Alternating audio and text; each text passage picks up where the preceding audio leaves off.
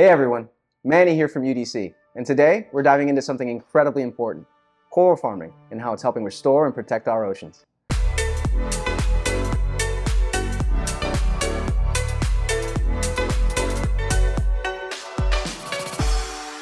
Coral reefs are some of the most diverse and vital ecosystems on the planet, but they're facing huge threats from rising ocean temperatures, pollution, and overfishing.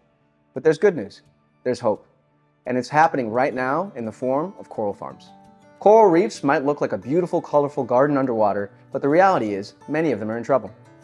While we're actually pretty lucky here on Utila as our reef is still thriving in comparison to many other places around the world, but even here, the threats are real, which is why coral farming has become such a game changer in the fight to save these incredible ecosystems. So what exactly is a coral farm? In simple terms, it's like a nursery for corals. A place where scientists and conservationists grow coral in controlled conditions before transplanting it back into damaged, depleted reef systems. You can almost think of it like a coral greenhouse, where we give young corals the best possible start in life before sending them out to help revive the wild reefs. Here's how it works.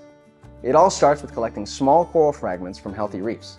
These are taken with a lot of care, never removing too much from any one colony to make sure that the reef isn't harmed. These fragments, just a few inches long, become the foundation for new life. Once we've got those fragments, they're attached to underwater structures, things like natural rock or artificial frames made from PVC.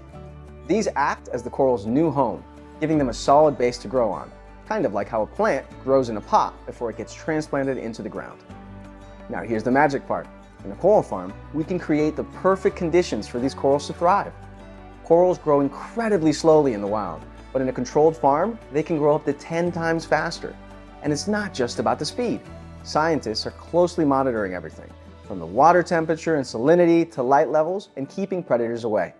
At UDC, we visit our nursery at least once a week to perform this maintenance and ensure that the fragments are healthy. Once the corals are strong enough, we take the grown fragments and transplant them back into the ocean. And that's where the real impact happens.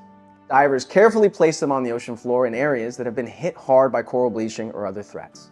As the corals grow, they help regenerate the reef, creating new homes for marine life, improving biodiversity, and even contributing to fighting climate change by capturing carbon. But the work doesn't stop there. Coral farming is a long-term commitment.